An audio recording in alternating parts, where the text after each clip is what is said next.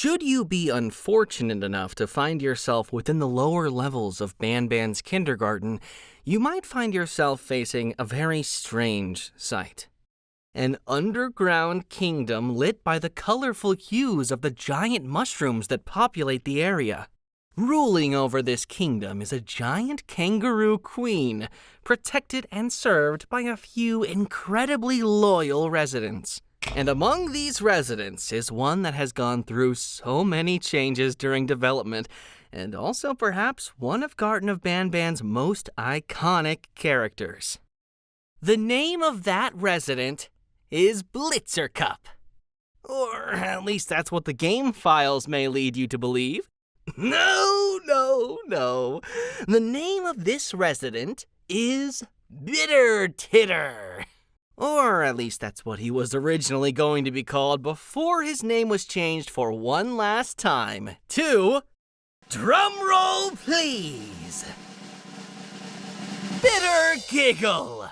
The Garten of Banban cast each have their own detailed story and personality, and that's what makes Garten of Banban unique. Join me on the 4th episode of the Banban Chronicles, narrated by me, Ty Coker, the voice actor of the character that the episode revolves around, Bitter Giggle. A series where we dedicate each episode to discussing the history and secrets of a member of the Garten of Banban cast.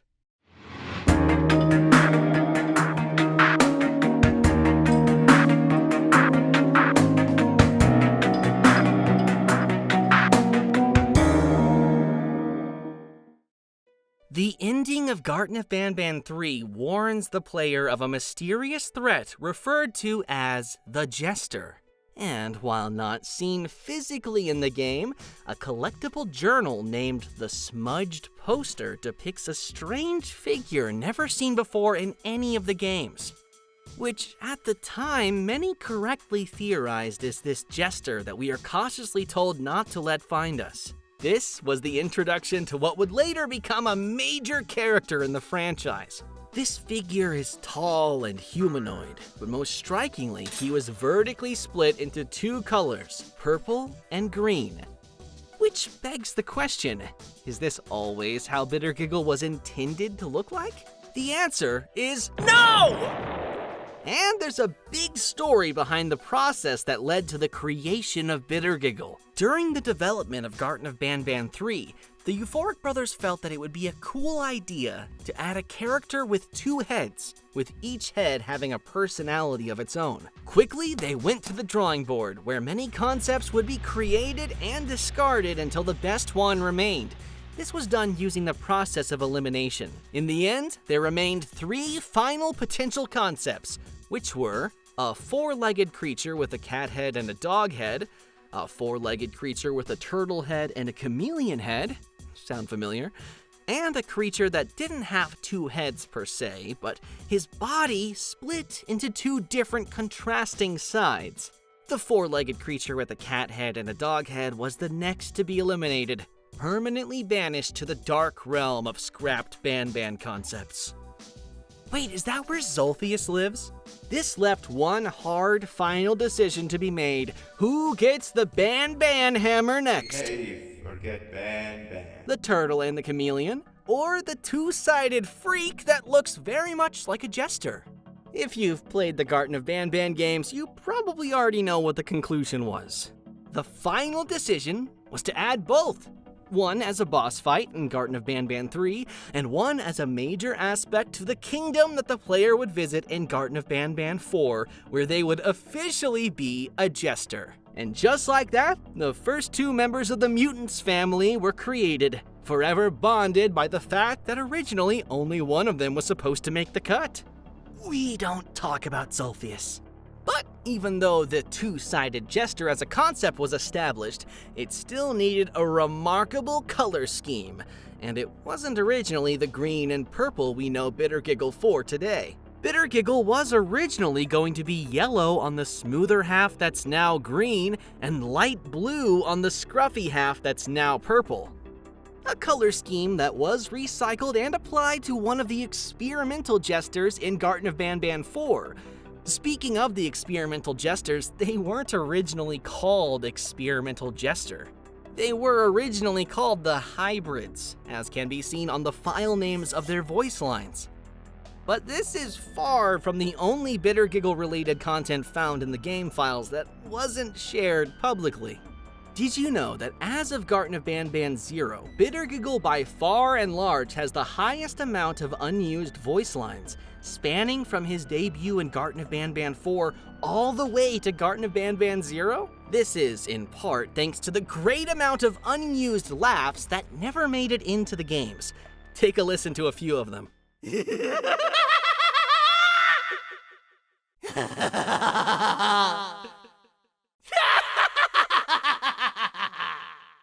I remember back recording for Garten of Banban 4, I was workshopping the laugh, not 100% sure what the brothers wanted, so I gave them a huge variety of tones to pick from. Surprisingly, they ended up going with the higher pitched laughs that are closer to how I laugh naturally, so that's fun. In terms of actual voice lines where words are spoken, Bitter Giggle doesn't fall short either.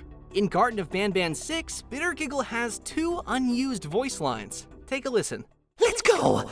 This is our only chance! Let's do this! I'll fix the levers down here, you cover me from up there! In Garten of Banban 7, during the rooftop chase sequence with the nodified Bitter Giggle, he was originally meant to intermittently scream random jokes that make absolutely no sense. Take a listen. What did the sheep say? A car! What do you call a leaf that sneezes? This had to be scrapped because it would have been difficult to listen to Bitter Giggle as you were running away from him, so instead it was replaced entirely with crazed laughs. 2 of these crazed laughs also ended up being unused. Take a listen.